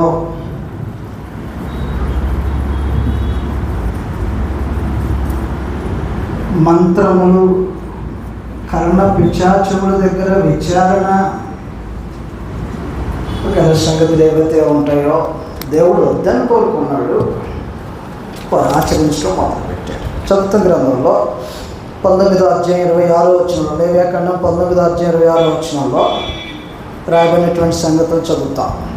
లేవ్యా 19:26లో 25-26లో, నేను నీ దేవుడినైన యెహోవాను, రక్తము కూడినది ఏదియూ తినకూడదు, శకుమును చూడకూడదు, మంత ప్రయోగములు చేయకూడదు, నుదుటిన వెంట్రుకను గుండ్రంగా కత్తిరించుకోకూడదు వగైరా సంగతులు మాట్లాడాడు. కానీ 2వ అధ్యాయము 6వ వచనంలో వారు ఎలాగైనా చెడిపోయారో ఆ సంగతి గురించి మాట్లాడుతున్నారు. ఫిలిస్తీన్ల మంత ప్రయోగం చేయుదురు, అన్యులతో సహవాసం చేయుదురు కనుక వారిని విసర్జించి ఉన్నారు. ఈ విధంగా రకరకాలుగా యోధా దేశం యొక్క ప్రజలు చెడిపోయినటువంటి వారి చెడుతనం గురించి మాట్లాడబడుతూ ఉంటుంది. కాబట్టి అన్యాచారాలతో చెడిపోయినటువంటి జనం, అన్య సహవాసంతో చెడిపోయినటువంటి జనం, మితిమైనటువంటి సంపాదనతో చెడిపోయినటువంటి జనం. కాబట్టి దేవుడు ఏదైతే వద్దు అని ఆజ్ఞాపించుకుంటూ వచ్చాడో దానినే జరిగించడం కోసం తెగించినటువంటి ప్రజలుగా యూదా జనము పాపులుగా తీర్చబడతా ఉంటే వారు ఒక రోజు ఏం చేస్తానన్నాడంటే, నువ్వు ఎంత ఎత్తే దిగినా నేను ఖచ్చితంగా దించుతా, మా వైభవం ఎలాగ ఉంటుంది, నీ వైభవం పడబడతా, మా ఉన్నత స్థితిని ఎలాగ పెంచుకుంటూ పోతామేమో నీ ఉన్నత స్థితిని లాక్కొని వస్తా. గౌరవము అతిశయానికి కారణమైనటువంటి ఏ కారణాలైనా కొట్టేస్తా. దేవునికి వేరుగా మనుషులు దేనిని సంపాదించినా సరే అది దాని దృష్టికి దోషం తెలిస్తే దాన్ని కొట్టేస్తానన్నమాట. వాస్తవం కొట్టేస్తాడు. అందువల్ల ఎలాగో మాట్లాడు 17వ వచనంలో, నీ అహంకారానికి కారణమైనటువంటి దాన్ని దించుతానేమో, ఎంత తిరుగుతావు.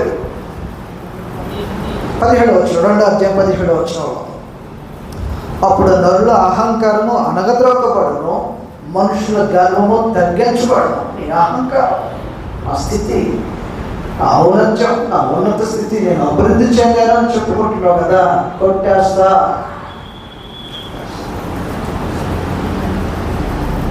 ఆ మాటకు వస్తే ఏమంటాడంటే,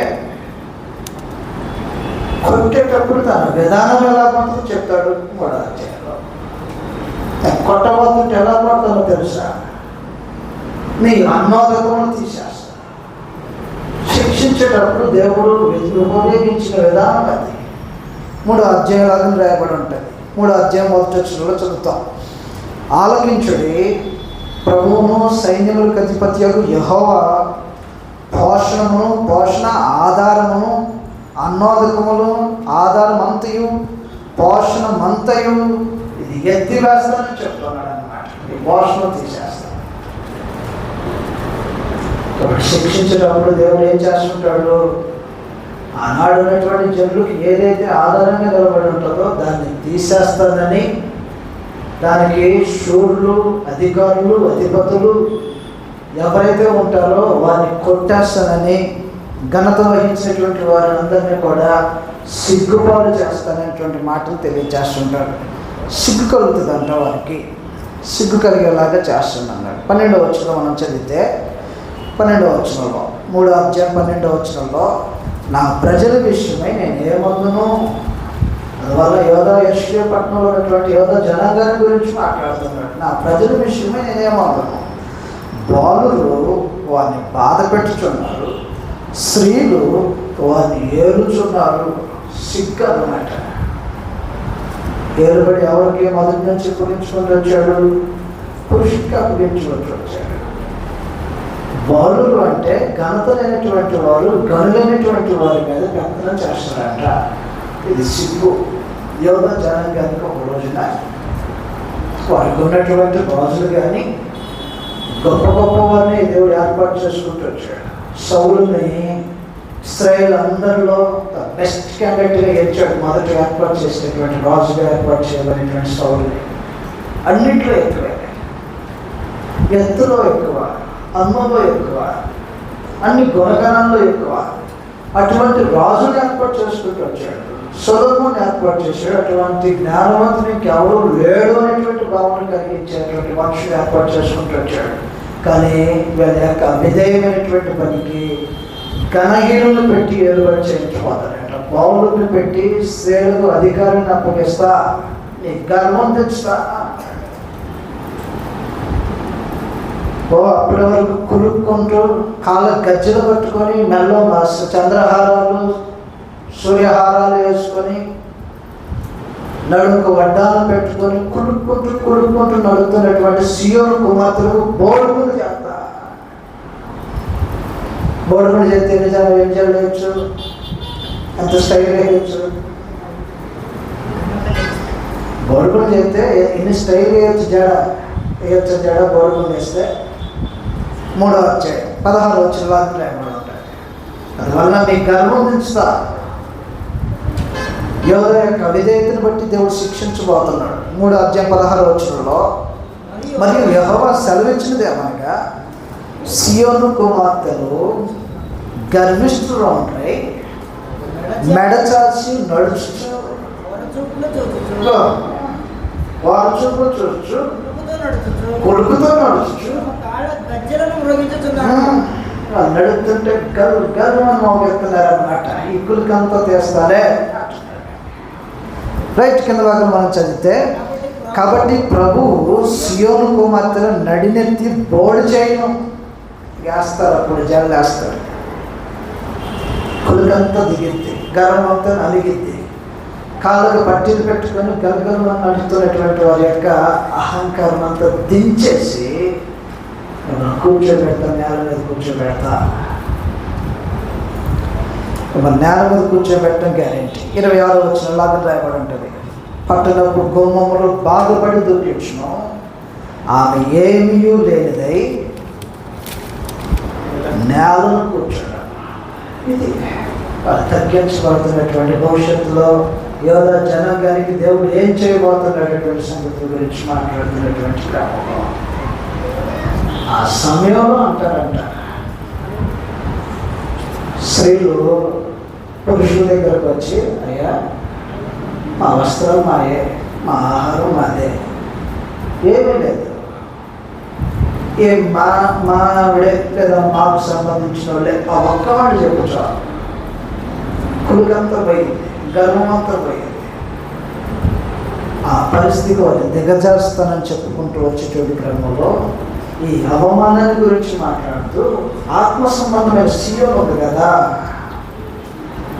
వారు పునరుద్ధరించబడిన తర్వాత కలగబోయేటువంటి మహిమ ఎలా ఉంటుందో కూడా మాట్లాడుతూ ఉంటుంటాడు. 5వ వచనంలో, 5వ వచనం, కడిగిన తర్వాత, కల్మషుడు కడిగిన తర్వాత, మస్తు ఉంది కదా, మస్తుని అగ్నిలో పెట్టి శుద్ధి చేసిన తర్వాత, వారి హృదయాలు శుభ్రపడిన తర్వాత వారి వైభవం ఎలా ఉంటుందో కూడా చెప్తుంటాడు. 4వ వచనం చదివితే, 4వ వచనం చదువుతాను. 4:4, తీర్పు తీర్చు ఆత్మ వలనను దహించు ఆత్మ వలనను ప్రభు సియోను కుమార్తెలకున్న కల్మషమును కడిగివేయినప్పుడు, యెరూషలేమునకు తగిన రక్తమును దాని మధ్య నుండి తీసివేసి దాన్ని శుద్ధి చేయనప్పుడు, సియోను కొండలోని ప్రతి నివాస స్థలం మీద, దాని ఉత్సవ స్తంభముల మీదను పగలు మేఘధూమములను, రాత్రి అగ్నిజ్వాల ప్రకాశమును యెహోవా కలుగజేయును. ఒకప్పుడు ఎలాగుంది? ప్రత్యక్ష గుడారం వేయబడినటువంటి స్థలంలో ఆ ప్రాంతంలో ఉన్నటువంటి ప్రజల దగ్గర పగలేమో మేఘస్తంభము, రాత్రి ఏమో అగ్నిస్తంభము. ఇప్పుడు ఎలా ఉంటుంది? ప్రత్యక్ష గుడారం వేయబడినటువంటి స్థలంలో మాత్రమే కాదు, పట్టణం మొత్తాన్ని, దానికి ఉన్నటువంటి ఉన్నత స్థితి అంతటిని కూడా అలాగే నేను కాపాడుకుంటూ వస్తాను. అందువల్ల భవిష్యత్తులో రిస్టోరేషన్ తర్వాత జరగబోతున్నటువంటి దాని మహిమ ఎలా ఉంటుందో చెప్పాడు. మహిమ అంతటి మీద వితానములను, పగులు ఎండకు నీడకు కానీ గాలి వానకు ఆశ్రయముగాను చాటుగాను పర్ణశాల ఒకటి ఉండును. అందువల్ల భవిష్యత్తులో వారి యొక్క మహిమకరమైనటువంటి జీవితాలు ఎలా ఉంటాయో మెస్సియా ద్వారా తెలియచేస్తున్నటువంటి భాగంలో వచ్చేస్తున్నాడు. కాబట్టి ఏం చేస్తున్నాడు? ప్రవక్త చేత ఒక విషయాన్ని మాట్లాడుతూ దాన్ని మరొక కోణంలో తీసుకెళ్ళిపోతాడు. 5వ అధ్యాయంలో మళ్ళీ ఒకసారి గుర్తు తెచ్చుకున్నాడు ప్రవక్త. అండి ఎన్నిసార్లు చెప్పిన తరగనటువంటి పరిస్థితి మళ్ళీ ఎత్తానన్నాడు. ఏం ఎత్తాలయ్యా? వాళ్ళు దుర్మార్గం ఎత్తున్నారు. ఎట్లా ఎత్తాలా? ఒక కీర్తన పడ్డాదా?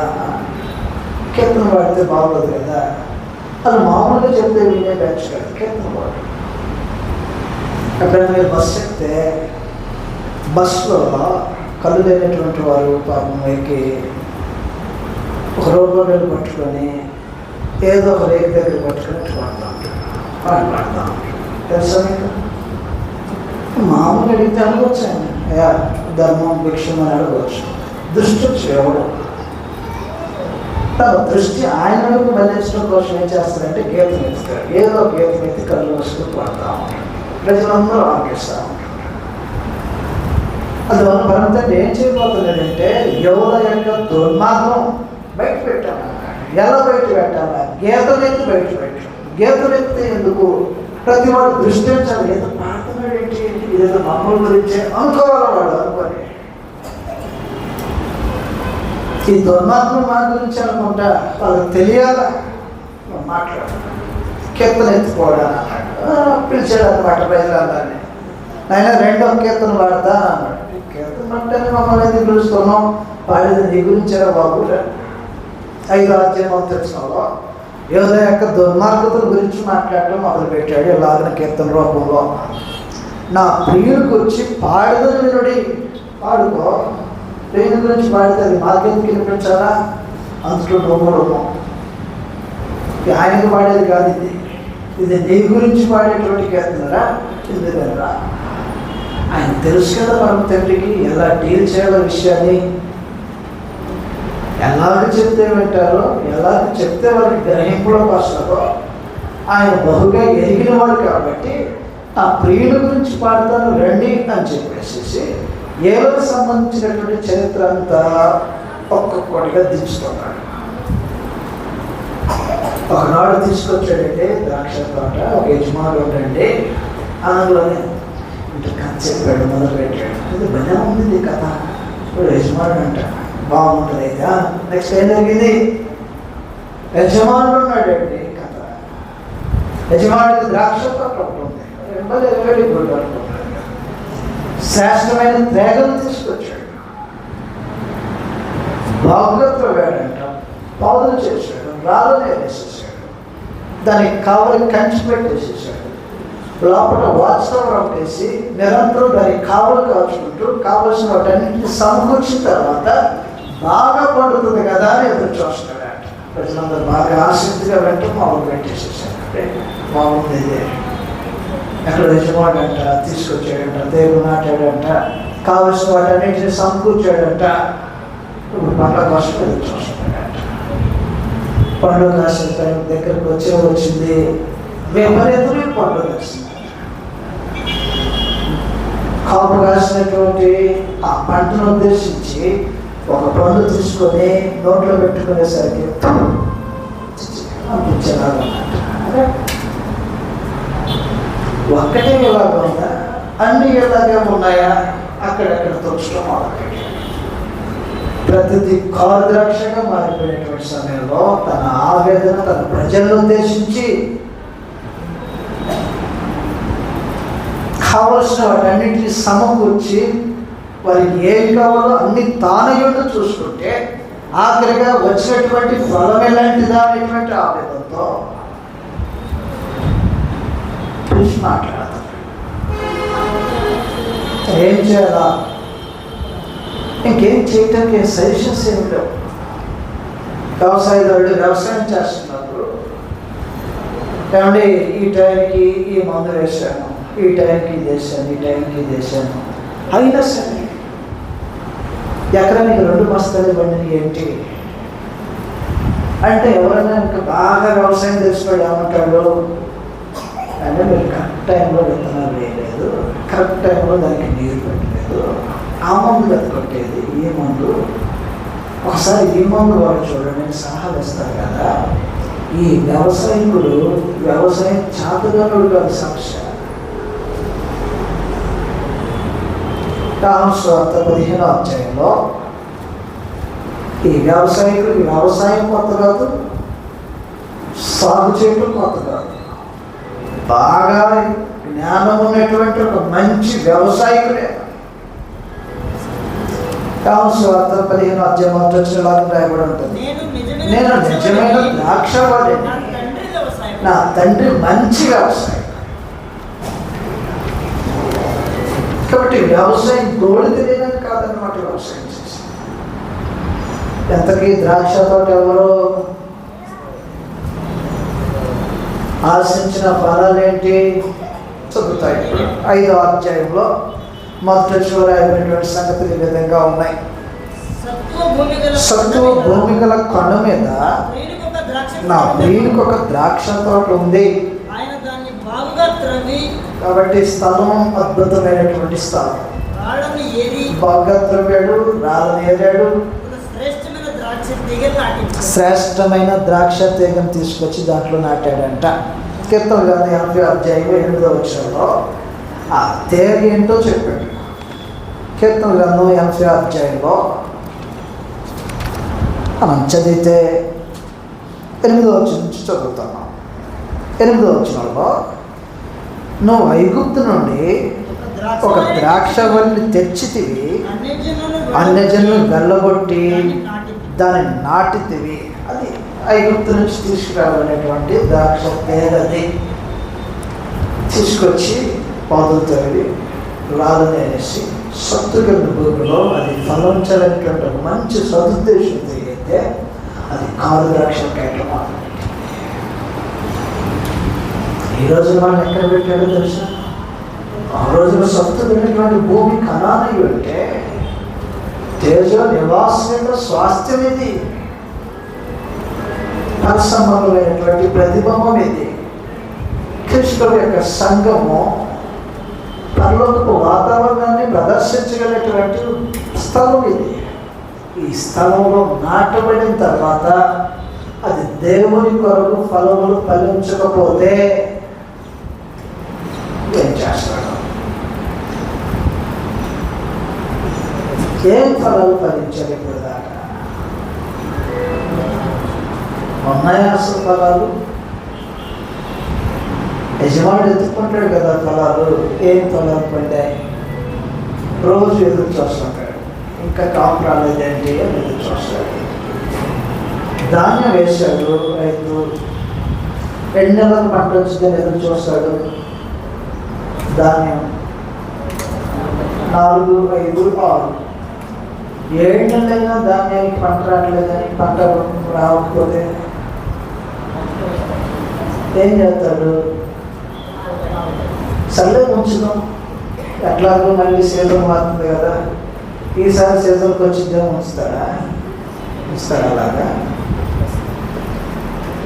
ఇప్పుడు ఎన్ని సంవత్సరాలు అవుతుంది పంట వేసి భూమిలో నాటి? క్రీస్తు సంఘంలో నాటుబడి ఎన్ని సంవత్సరాలు? ఒక్కొక్కరికి 20, 30, 40 దగ్గర ఉన్న కూడా ఉన్నారు కదా. కాపు ఏంటి? నువ్వు ఇచ్చిన ఫలాలు ఏంటి? దేవుని కొరకు ఫలించిన ఫలాలు ఏంటి? ఫలాలు లేనటువంటి కాపు దేవుడు వచ్చినాక ఇష్టపడ. కాబట్టి తానే కావని కాసినటువంటి ఆ పట్టణానికి ఒక్కసారిగా నాశనం విధించుకోకుండా ఏం చేశాడంటే చుట్టూ కంపన లాగేసేసేసి ఎవడు దోచుకునేలా వదిలిపెట్టాడు. ఒక్కొక్కటి నరికితే లేట్ అయితే అనుకున్నాడు ఏంటో. అసలు నేను ఒక్కనే కాదు 10 మందితో పని చేపిస్తా అక్కడ కంపలు లాగాడు. కాబట్టి అత్యంత క్రూరంగా శిక్షించడానికి కంపలు లాగాడు.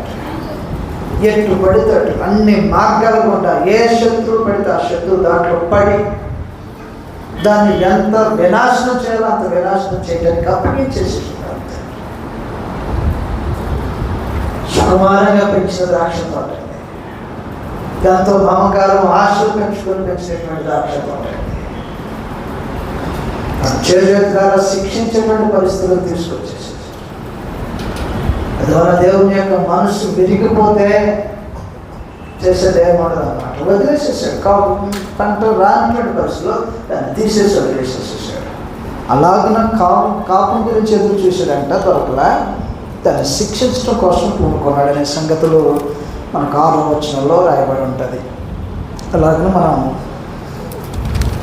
ఇశ్రాయేలు జనాంగం ఎలాగైనా చెడిపోయిందో, వారి యొక్క బ్రతుకులు ఎలాగో సాగుకుంటూ వస్తున్నాయనేటువంటి సంగతుల గురించి మాట్లాడేస్తున్నాడు. ఇలాంటి పరిస్థితుల్లో పరమ తండ్రి యెషయాని ప్రవక్తగా అపాయింట్ చేసుకోవటం అనేది జరుగుతుంది. 6వ అధ్యాయంలో యెషయాని ప్రవక్తగా అపాయింట్ చేయటం అనేది జరుగుతూ ఉంటుంది. అది ఉజ్జియా చనిపోయినటువంటి సంవత్సరం. ఉజ్జియా చనిపోయాడు, యోధారాజు చనిపోయాడు ఉజ్జియా. కానీ సకల యుగాల్లో రాజైనటువంటి దేవుడు మాత్రం ఇంకా సింహాసనం మీద ఉన్నాడు. ఆయన సింహాసనము ఆధిపత్యము ఎన్నటికీ తొలగినది. చచ్చిపోయి ఉజ్జియా ఉంటే ఉజ్జియా చనిపోయాడు, ఈ రాజు చనిపోయాడు. పరమందున్నటువంటి రాజు మాత్రం ఏలుబడి చేస్తూనే ఉన్నాడు, సింహాసనంలో కూర్చున్నాడు. దర్శకులు సందేశం వినిపిస్తుంది అనమాట. ఆ రాజ్యం మొదటి వచ్చిన లాభం రాయబడి ఉంటుంది. రాజైన ఉజ్జియా మృతి పొందిన సంవత్సరం అత్యున్నతమైన సింహాసనమందు ప్రభు ఆశీనుడై ఉండగా, అందువల్ల ఆయన ఆధిపత్యం జరుగుతూనే ఉంది. దుర్మార్గుడైన రాజ్యానికి చనిపోవచ్చాము కానీ సకల యుగాల్లో ఏలుబడి చేసేటువంటి రాజు యొక్క ఆధిపత్యం తొలిగేది కాదు. అది మొదటిగా రుజువుపరిచాడు దర్శన రూపంలో. ఈ దర్శన రూపంలో దేవుని యొక్క పరిశుద్ధతను చాటడం కోసం అపవిత్రమైనటువంటి జనము పరిశుద్ధులైనటువంటి దేవుని వైపు తిరగటం కోసం ఏం చేసిందంటే, శరీరులు పరిశుద్ధులు పరిశుద్ధులు పరిశుద్ధులు అని పిలుస్తున్నటువంటి ఒక చిత్రం చూపించాడు. ఈ భాగంలో చాలా సంగతులు చర్చించబడి ఉంటాయి. ఇది అక్షరార్థంగా కానీ కేవలం పదాలుగా మాత్రమే చూస్తే పొరపడతాం, జాగ్రత్త. ఆయన వస్త్రపు చెంగులు దేవాలయము నిండుకోనేమో. దేవుని వస్త్రాలు ఉంటాయా? ఒకవేళ ఉంటే అంత పెద్ద వస్త్రాలు ఉంటే దేవాలయం అంచులు నింపుకొని ఉంటాయా? అంత పెద్ద వస్త్రాలు వేసుకుంటాడు ఆయన. అందువల్ల ప్రవక్త మాట్లాడుతున్న భాష శైలిని బట్టి అర్థం చేసుకోవాల్సిన అవసరం ఉంటుంది. అక్షరార్థంగా తీసుకుంటే పొరపాటు జరిగితే జాగ్రత్త. ఈ క్రమంలో శరాపుల గురించి మాట్లాడుతున్నాడు. వారి కంట దొరలతో పునాదులు కొరికేంతటి భీకరమైనటువంటి దృశ్యం కనబడుతుంది ప్రవక్తకి. పరిశుద్ధులను జ్ఞాపకం వేస్తుంది. పునాదులు వణికిపోతుంటే ఈ భీకరమైన దృశ్యాన్ని చూసి తనకు తానుగా తను గ్రహించింది ఏంటంటే, ఆయన పరిశుద్ధుడు, నేను పవిత్రమైన పెదాలు కలిగిన వాడిని. అందువల్ల మానవతులు పరిశుద్ధులైనటువంటి దేవుని సమీపించేటప్పుడు ఏ స్థాయిలో ఎంతవరకు ఆలోచించాలో మనకు బాధ కలిగించేటువంటి ప్రయత్నం చేస్తున్నాము. అపవిత్రమైన పెదాలు కలిగిన వాడు దేవుని సమీపించకూడదు, జాగ్రత్త. యెషయా సాహసించి మాట్లాడు. కంట ధోరణితో పునాదులు కదిలిపోతుంటే ఈ దృశ్య సంగతులన్నింటినీ చూసిన వాడే, అయ్యో నేను అపవిత్రమైన పెదవులు కలిగిన వాడిని, అపవిత్రమైన పెదవులు కలిగినటువంటి జనుల మధ్య నివాసం చేస్తున్నటువంటి వాడిని, నేను సమీపించే పరిస్థితులు నాకు లేవు. ఈరోజు ఎంతమంది ఆలోచన చేస్తున్నాము, ఆ పెదాలు అపవిత్రపరచబడి ఉన్నాయేమో, జాగ్రత్త కాయాలి. నా చేతులు అపవిత్రతో నింపబడి ఉన్నాయేమో, వీటిని జాగ్రత్త కాయాలి. నా కళ్ళు ఆశించకూడదని ఆశిస్తుందేమో, జాగ్రత్త కాయాలి. నీ జ్ఞానేంద్రియాలు సాధన చేయబడాలి కదా పరిశుద్ధులైన దేవుని సమీపించడం కోసం. తిమోతి రాసిన మొదటి పత్రిక 2వ అధ్యాయంలో పవిత్రమైన చేతులెత్తినటువంటి మనుషులు దేవుని సమీపించి ప్రార్థన చేయవలసిన వారై ఉంటారు. అపవిత్రుడిగానే తను ప్రకటించుకోవాలి. మొహమాటం కొద్దో, లేకపోతే లేదన్నా నా ఇజ్జత పోతుందనో ఎలాంటి సాహసించే ప్రయత్నాలు మాత్రం చేయమంట. సౌలు సాహసించి చేశాడంట, తప్పే, చేసేది తప్పే. నేను చేయకూడదు తెలుసు, కానీ చేయాల్సిన పరిస్థితి. ఈరోజు మొహమాటం కొద్ది మనుషులు కార్యక్రమాలు చేయకూడకుంటే పరమ తండ్రి నువ్వు చేసిన దాన్ని అంగీకరించి దానికి ఫలం అనుగ్రహించేవాడు కావాలన్నమాట. చదువుత గ్రంథం తిమోతి రాసిన మొదటి పత్రిక 2వ అధ్యాయం 8వ వచనంలో రాయబడినటువంటి సంగతులు ఈ విధంగా ఉన్నాయి. కావున ప్రతి స్థలమందు మనుషులు కోపమును సంశయము లేని వారినై ఉండి పవిత్రమైన చేతులు. మనుషులు ఎలాంటి మనుషులై ఉంటారు? ఈ చేతులు పవిత్రమైనవేనా? ఈ విధాలు కాయబడుతున్నాయా? పేతురు రాసిన మొదటి పత్రిక 3వ అధ్యాయము 10వ వచనంలో రాయబడినటువంటి సంగతులు చదువుతాం. పేతురు రాసిన మొదటి పత్రిక 3వ అధ్యాయం 10వ వచనంలో, జీవాన్ని ప్రేమించి మంచి దినాలు చూడబోతే నీ పెదాలు కష్టం. నీ చేతులు పవిత్రంగా ఉండాలా, నీ పెదాలు పవిత్రంగా ఉండాలా, నీ చూపు పవిత్రంగా ఉండాలా. ఇలాంటి జీవితాలు లేకపోకుండా దేవుని సమీపించాలని సాహసిస్తే ఆయన కాల్ చేస్తాడనే భయం ఇరిగాను. కంఠ స్వరములతో పునాదులకు ఎదిరిపోతుంటే నేను సమీపించకూడదు కదా దేవుడిని ఆలోచించేసి వెనకాడుతున్నటువంటి మాట. పేతురు రాసిన మొదటి పత్రిక 3వ అధ్యాయం 10వ వచనంలో, జీవమును ప్రేమించి మంచి దినములు చూడగోరు వాడు చెడ్డదానిని పలకపోకుండా తన నాలుకను, కపటపు మాటలు చెప్పకుండా తన పెదవులను, ఈ రెండింటికి కావులు కాసిన వారు ఎంతమందో. ఆరాధన చేస్తున్నారా? ఆరాధన చేస్తున్నామా? దేవుని స్థుతించడానికి గానపతి గానాలు పాడుతున్నారా? అదే పాడుతున్నాము. నీ అవయవాలు సాధకం చేయబడినటువంటి పరిస్థితుల్లో జరుగుతుందా? అపవిత్రమైన చేతులు, అపవిత్రమైన పెదాలు, నేను ఆటంకపరిచినటువంటి కొమ్ము, సాధకం చేయబడినటువంటి కొమ్ములతో మనుషులు దేవుని సమీపించి కార్యక్రమాలు చేస్తే ఏదో ఒకటిలే, ఎలా కలగలే, ముందు కార్యక్రమం జరిగేది మంచిది, ఎట్లయితే అవును కదా. మనుషులు ఆలోచన చేసేది అదే కదా. 1000 అబద్ధాలు ఆడి దేనికోసం ఇదంతా? ఏదో కలగలే, ఏదో ఉద్యోగం ఉందని చెప్పారు, లేదు అయితే అయింది. అప్పుడు పలానా ఉందన్నారు, అది లేదు అయితే అయింది. ఇప్పుడు ఎందుకు వాళ్ళకి ఏం కావాలా? పెళ్ళి అయిందా లేదా? అంతవరకే. ఇప్పుడు దేవునికి ఏం కావాలా? పాటలు పాడారో లేదా? అంతవరకే. ఆరాధన చేసినా లేదా? అంతవరకే. కాల్ చేస్తాడు భర్త.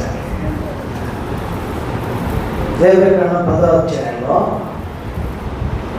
అహరోను కుమారులైనటువంటి నాదాబు, అబీహు, నాదాబులు దేవుని సమీపించి ఏదో ఒకటి అనుకున్నారు, చంపేస్తాను, ఏదో ఒకటి వద్దు, కావలసినట్టుగా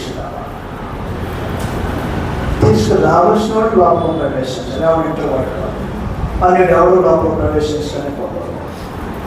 కాబట్టి మీ దేహమును కావలి కాయకోకుండా, మీ అవయవాలకు సాధన లేకపోకుండా దేవుని సమీపించేటువంటి సాహసం చేయమాకండి. దేశాల రోజున గుర్తించిన వాడే మాట్లాడుతున్నాడు. యా పరిస్థితి కదా. పట్టకాలు పెట్టి నొప్పు పట్టుకు వచ్చి పెదాలు కనిపించగట. సహజంగా పెదాలు నిప్పండి దేమో వల్ల కాగల అమృతం పోగొట్టేటువంటి ఇబ్బంది. దర్శనంలో చూపించాను, నువ్వు రైట్, ఇప్పుడు ఓకే, నువ్వు వెళ్తానయ్యా, కన్ను మొప్పించేసి. కాబట్టి ఇలాంటి ఒక విచిత్రమైనటువంటి పరిచయను అప్పగించి యెషయాని పంపించుకోతున్నాడు వాళ్ళ తండ్రి. పంపించేసేసాడు అన్నమాట. ఆ క్రమంలో మరొక సంగతి, యెషయా వద్ద నుండి ఒక చిగురు పుడుతుంది అనేటువంటి ఆఖరి వచనంతో ముగించబడుతుంది. 6వ అధ్యాయం 13వ వచనంలో, దానిలో 10వ భాగం మాత్రం విడవబడును, అంటే కొంత శేషం మిగులుతుంది. యోధా జనం యొక్క శేషం కొంత మిగులుతుంది. ఆ మిగిలిన దాంట్లో నుంచి చెప్తున్నాడు అనమాట. విడవబడును, అదియును నాశనమును, సింధూర మస్తకి వృక్షములు నరకబడిన తర్వాత అది మిగిలి ఉండు మొద్దు వలె ఉండను. అట్టి మొద్దు నుండి పరిశుద్ధమైన చిగురు పుట్టడం రాబోతున్నాడు. ఆఖరికి మొత్తం కొట్టేసిన తర్వాత ఎంతో కొంత మొద్దు ఉంది కదా, ఆ మొద్దు నుంచి రాబోతుంది. ఇక్కడ మొద్దు అంటే ఏంటిది? మనకు అర్థమయ్యే మొద్దు కాదన్నమాట. ఇక ముందే చెప్పేసాను కదా, ప్రవచన భాషలో అనేకమైనటువంటి వాటిని అలంకారాన్ని పెట్టి మాట్లాడుతున్నాడు. యోధా జనాంగాన్ని కొట్టేస్తే, వృక్షమైన జనాంగాన్ని కొట్టేస్తే మొద్దు మిగిలి ఉంటుంది. ఈ మొద్దుకు చిగురు పెట్టేస్తారు. అది యెషయా పొద్దుల్లో వచ్చే చిగురై ఉంటాడు. ఇలాగున మెస్సియా యొక్క కాలంలో లేదా మెస్సియానికి వచ్చినటువంటి ప్రవచనము 7వ అధ్యాయంలో కనిపిస్తాం. అవి 2 బలమైనటువంటి సామ్రాజ్యాలు కలిసి చేతులు కలుపుతున్నటువంటి దినాలు.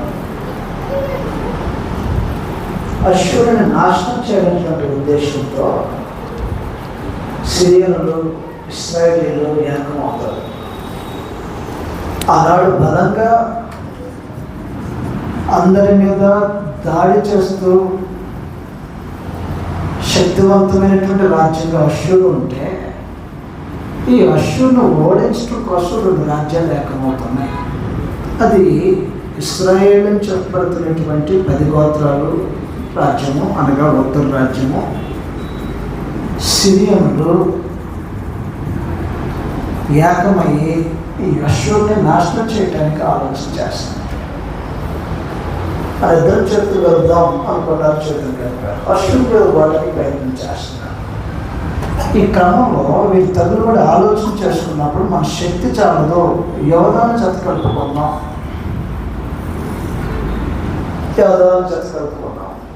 యోధా మీద అప్పటికే పరిపాలన చేసినటువంటి వాడు ఆహాషు సంప్రదింపులు చేశాడు.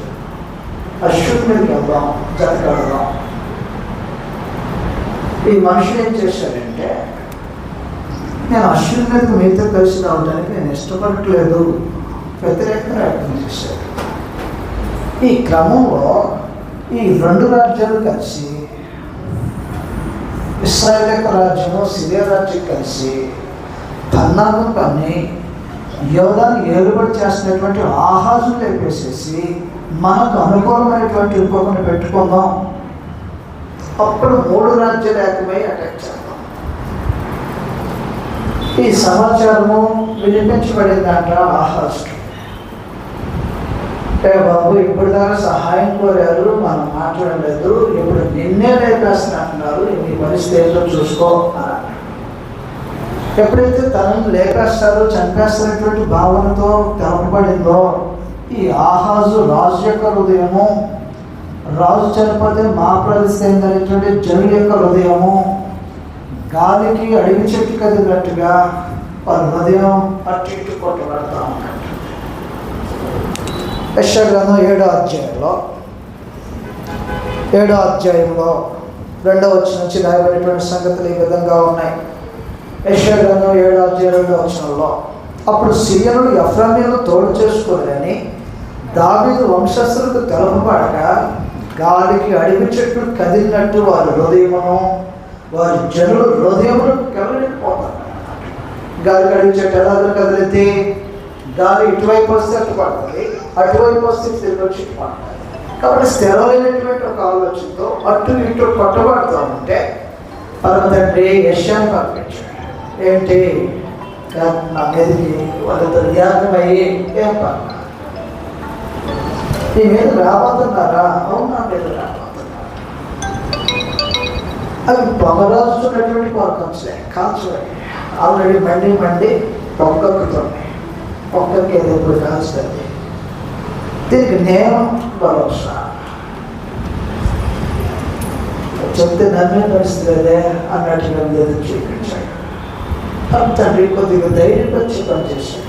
నీకు ఏదైనా కావాలంటే, నేను చేసేది చేయగలను లేదు రుజువు పంచుకోవాలనుకుంటే, నీకు ఏదైనా కావాలంటే ఒక సూచన అడిగా. అదే మనం అయితే ఏ సూచన అడిగిన వాళ్ళం కదండి.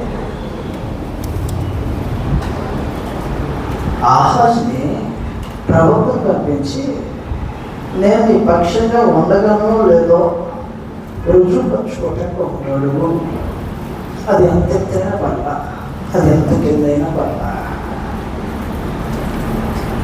ఒకవేళ ఆహాజ్ కోరుకుని ఉంటే అసూరుడు తెచ్చండి, అసలు తెచ్చండి అని అన్నట్లయితే, ఇప్పుడు ప్రెస్టేజ్ ఒక విషయం, ఆ సూర్యుడు తెచ్చిన కొద్దిగా అక్కడ పెట్టండి అన్నాడు అనుకో, ఆహాజుడు తీసుకొచ్చి అక్కడ పెడతాడు.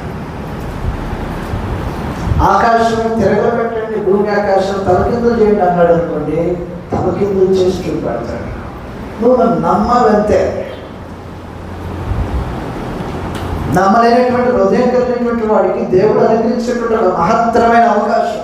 నన్ను నమ్మించే ప్రయత్నం నేను చేస్తాను, ఏది కావాలంటే అది కోరుకో. ఎత్తైన పర్లేదా? ఎత్తైన. లోతైన పర్లేదా? లోతైన పర్లేదా? కిందకి బయట చూసుకో. జరిగేది కాదులేండి. నీకేం చేయాలో నేను నమ్మించాలంటే నీకేం చేయాలా? ఏమవుతుంది అసలు? ఏమవుతుంది అంటారు ఏంటి? మూర్ఖంగా నిలబడి అలాగే ఉండిపోయినటువంటి ఆహాజుతో పర్వత రేషన్ పంపించి ఏం సమాచారం వినిపించాలంటే మూర్ఖుడా, దేవుడు అనుగ్రహించేటువంటి అవకాశాన్ని దుర్వినియోగం చేసుకునేటువంటి సమయంలో నేనే చెప్తున్నాను చూడండి, నువ్వు కోరుకోవడం కాదు. ఏంటి చెప్పేది? మెస్సేజ్ తెచ్చుతా చూడండి, నీ పని లేకుండా, నీ అవసరం లేకుండా నీ పేజ నుంచి తీసుకురా ఆ మెస్సేజ్. ఆ సమయంలో చేయబడింది మెస్సేజ్ జన్మ గురించినటువంటి ప్రవచనం 7వ అధ్యాయం 14వ వచనంలో. కాబట్టి ప్రభు తానే ఒక సూచన చూపును, ఆలకించుడి. కన్యక గర్భవతి అయి కుమారుని కని అతనికి ఇమ్మానుయేలు పేరు పెట్టుకోవడం. ఇది జరిగిందా చూడు కానీ కదా బతుకుంటే. నువ్వు అడగలేకపోతే నేను అడగను, నేను శోధించిన భక్తి పరుడు. మరి ఒక రోజున పరమ తండ్రి యొక్క తమకు తోడై ఉండడం లేదు రుజువుపరచుకోవడానికి ప్రజలు ఏం చేసేవారంటే పొలంలో గొర్రెబొచ్చు ఒకటి వేసి వచ్చి, నిజంగా నాకు తోడై ఉంటే ఈ గొర్రెబొచ్చు మీద మాత్రమే నీళ్ళు పడాలని కోరుకున్నాడు కదా, మంచు పడాలని. ఆ మాత్రం వివేకం పనిచేయట్లేదు కదా. నన్ను నమ్మించాలంటే నేను ఏం చెప్పని అడుగుతున్నాడు కదా.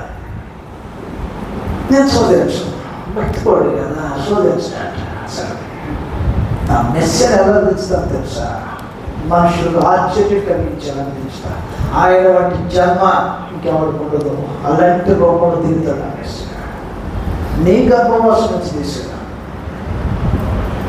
అనే దుర్భిషుని వేరు చేసినట్టుగా కన్యక గర్భవతి కుమారుని కంటది, అలాగలు పడ్డది నాది.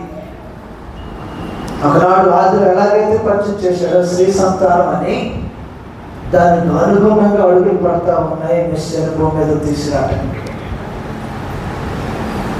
ఇలాగే హెచ్చరిక చేసేసాడు. తన యొక్క సందేశాన్ని తెలియచేసేసిన తర్వాత యోధ యొక్క నాశనము, ఎవడి సహాయం అయితే కోరుకొని ఎవడైతే ఆశ్రయించాలని కోరుకుంటున్నావో వీళ్ళిద్దరితో జత కట్టుకోకుండా ఇతరు వెళ్ళి ఇతరి మీద ఆధారపడిపోవాలి అన్నమాట. వీళ్ళిద్దరు దాని మీద అంటే ఏదైనా నమ్ముతా సరిపో. నీ కర్మ ఎట్లా తెచ్చాలో వాళ్ళని ఉపయోగిస్తాను కదా నేను. ఇది సహాయం దొరికిందనుకుని పోతున్నాను. కీడే కానీ మేలు జరిగితే ఇక్కడ నుంచి. కాబట్టి సహాయం కోసం దేవాలయంలో ఉన్నటువంటి ఆభరణాలను కానుకలను అన్నిటిని పంపించేస్తే ఆహాజు తిరగబడి అతన్ని సహాయం చేయాల. కాబట్టి దేవునికి వేరుగా సహాయం పొందుదాం అనుకునేది వ్యర్థం. రుజువుపరిచాడు ఒక రోజు దేవుడు. అతనికి సహాయం చేయలేదంట, యోధాలు సహాయం చేయాలి, హేళపరిచాడు, శిక్షించాడు. కాబట్టి దేవుడు మరి గర్వాన్ని అంచడం అనే సంగతి గురించి మాట్లాడుతూ 8వ అధ్యాయంలో ఎలా శిక్షించిపోతున్నాడు వగైరా సంగతులు తెలియజేసుకుంటూ చేస్తుంటాడు. 9వ అధ్యాయంలో మెస్సేజ్ యొక్క పరిపాలన కింద అవమానంగా ఎంచబడినటువంటి ప్రాంతాలకు వైభవం కలుగుతుంది. ఆయన పరిచర్య, ఆయన బాధ వినిపించబడేటువంటి స్థలాల్లో అవి ఖ్యాతులైనటువంటి ప్రాంతాలుగా తీర్చబడబోతే ఒక రోజున ఆ ప్రవచనం వినిపించాడు అన్నమాట. ఒక రోజున ఎలాంటి పరిస్థితుల్లో ఆ ప్రాంతాలు ఉండేవంటే మంచి ఏదైనా వస్తుంది అనేటువంటి ఎక్స్పెక్టేషన్స్ సైతం లేనటువంటి ప్రాంతాలుగా ఇవి ఉండబడ్డాయి. యోహాను సువార్త మొదటి అధ్యాయంలో నేను మెస్సియాను కనుగొన్నాము అనేటువంటి సంగతుల గురించి మాట్లాడుకుంటూ వచ్చే క్రమంలో నతనయేలు మాట్లాడతాడు ఎలాగిన 45వ వచనంలో 45వ వచనం 1 యోహాను సువార్త 1వ అధ్యాయం 45వ వచనంలో నతనయేలు కొనుక్కొని ధర్మశాస్త్రంలో మోషేయు ప్రవక్తలు ఎవరిని గురించి రాసితిరో ఆయన కనుగొన్నారా? ఎక్కడ ఉన్నాడు ఆయన? నజరేతు ప్రాంతంలో తిరుగుతున్నాడు, నజరేతులో బాధ చేస్తున్నాడు, నజరేతులో దేవుని స్వార్థ ప్రకటిస్తున్నాడు అనేసరికి కింద భాగంలో ఆయన వెంటనే సందేహం ఏమని కలుగుతుంది? ఆయన యోసేపు కుమారుడైన నజరేతుకు యేసు అని అతనితో చెప్పాను. అందుకు నతనయేలు నజరేతులో నుండి మంచిది ఏదైనా రాగలదా? లేదే. అంటే ఆ ప్రాంతాలు ఎంతటి ఘనహీనంగా ఉన్నాయో, హీనపరచబడిన స్థితిలో ఉన్నాయో, అటువంటి ఒక ప్రాంతాలకు మహిమకరంగా మార్చబోతున్నాడు మెస్సియా తన పరిచర్యను జరిగించి. కాబట్టి ఆయన కాలమోపి దేవుని రాజ్యాన్ని గురించినటువంటి ప్రకటన ఏ స్థలంలో జరిగితే ఆ స్థలం దీవెనకరంగా మార్చబడతాడు. అది వైభవం. కృష్ణ వస్తాడు తెలుసా? తన జనం ఎక్కడ కూర్చుంటే వారి మధ్యలోకి వచ్చేస్తాడు. ఎక్కడ ఇద్దరు ముగ్గురు కూర్చొని ఉంటారో ఆయన అధికారుల కింద వారితో పాటు తను ఆత్మవాసుగా ఉండటం కోసం తన ప్రజల మధ్యకి వచ్చేస్తున్నాడు కదా. ఒక రోజున ఎన్నికలైనటువంటి ప్రాంతాన్ని మహిమకరంగా మార్చబడితే ఈ రోజున మన మధ్యలో నుంచి కూర్చోవడం కోసం వచ్చినటువంటి మన ప్రభుత్వం చేస్తున్నటువంటి స్థలంలో ఉంటే ఈ ప్రజలు ఎంత మహిమకరమైన వారు. యెషయా గ్రంథం 9వ అధ్యాయంలో ఈ సంగతి చదివి బ్యాక్ తీసుకుందాం. మనం మరలా రాబోతాం. యెషయా గ్రంథం 9వ అధ్యాయంలో రాబడినటువంటి సంగతులు చదువుతాం. 9వ అధ్యాయంలో మొదటి వచనంలో చదువుతున్నటువంటి సంగతులు. అయినను వేదన పొందిన దేశం మీద మబ్బు నిలవలేదు. పూర్వకాలమున ఆయన జెబూలూను దేశమును నఫ్తాలి దేశమును అవమానపరచను. ఒకప్పుడు ఇవి ఎలా ఉండేవన్నమాట, అవమానంగా, ఎన్నిక లేని విధంగా, ఎక్కడ లెక్కలేనటువంటి ప్రాంతాలుగా ఉండేటువంటి ప్రాంతాలను అంత్యకాలమున ఆయన సముద్ర ప్రాంతమును అనగా యొర్దాను అద్దరిని అన్యజనుల గలిలయ ప్రదేశమును మహిమ గల దానిగా చేయుచున్నాడు. ఇది ఆయన పరిచర్యలో అనుగ్రహించబడుతున్నటువంటి ప్రాంతాలకు దీవెన. ఈ క్రమంలో ఆయన భుజము మీద రాజ్యం ఉంటుంది అనేటువంటి ప్రవచనం గురించి మాట్లాడతాడు. మన శిశు పుట్టిన కుమారుడు అనుగ్రహించబడు. ఆయన రాజ్యం కలిగిన వాడు. ఆయన రాజ్యంలో ఆయన అనుగ్రహించింది ఎవరంటే పరమభక్తుడి తండ్రి. ఆసక్తితో ఈ పని చేశాడు.